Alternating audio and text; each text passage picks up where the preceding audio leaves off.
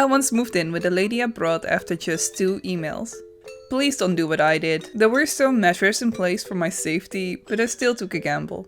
Okay, so I need to give you some background information about myself so you understand the context. The first answer to what do you want to be when you grow up for me was I want to make animation films like Pokemon.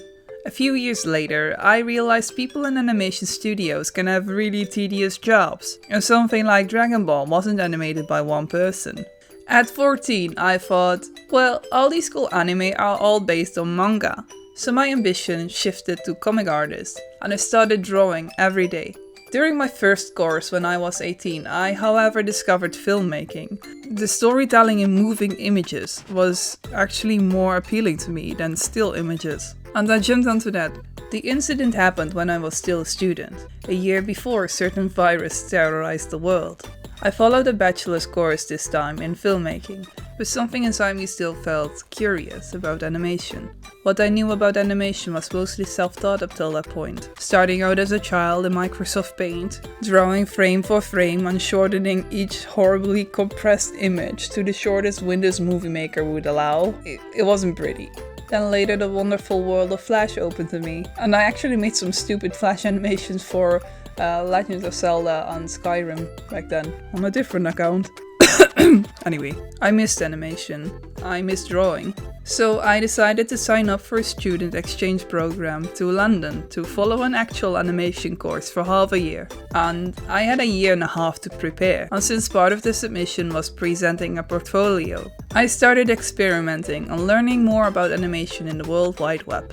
I dipped into Adobe Character Animator, Stop Motion, Blender, After Effects and Photoshop. I had to do these things in addition to my regular schoolwork. And to make matters worse, I needed to finish an entire semester a month early. To be allowed to go on the exchange, I needed a certain number of credits. But the semesters in the UK and the Netherlands don't align very well, at least not for these two universities. This meant doing exams early and drinking lots of coffee to make all deadlines. I needed to make sure I passed everything on the first try to get the required credits. I even got private lessons on film history so I could take the exam early. December flew by and I needed to get ready. I initially wanted to vlog during this period, but I had so much other things going on and not a solid plan, so nothing came of it. I filmed random moments sporadically, and these are the shots that I've used in this video. And going through this old material, I also found a clip of me filming myself a day before I left. But I also think you must be able to do that research and to find all that stuff. To be able to manage yourself. I have forgotten this existed, and holy hell, younger me surely was beaming with confidence. And so, on a cold January day, just after the turning of the year, I arrived at Heathrow Airport with all my belongings for the upcoming half year. Winter clothes and summer clothes, laptop and a tiny drawing tablet. You know, the kind without a screen. The university had arranged for a taxi to come pick me up and bring me to the address where I would be living. And finding accommodations had been a challenge. I had looked for a studio apartment first, to have that living alone experience for the very first time in my life. But it's London and the rent was insane for someone on a student budget. The uni had student housing, but only for those who stayed at least a year, so not for me.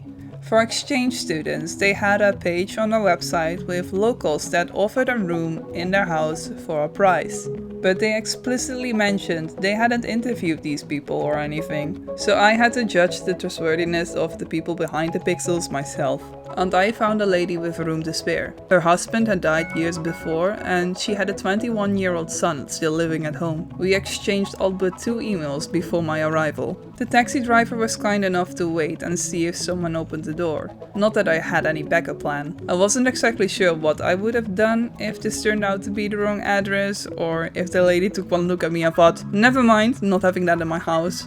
For some reason. And to give you some truthful insight of the state of my mind back then, I had looked forward to leaving everything behind to go on this adventure. But now that it was real, I was actually a little scared. Scratch that, I was overwhelmed.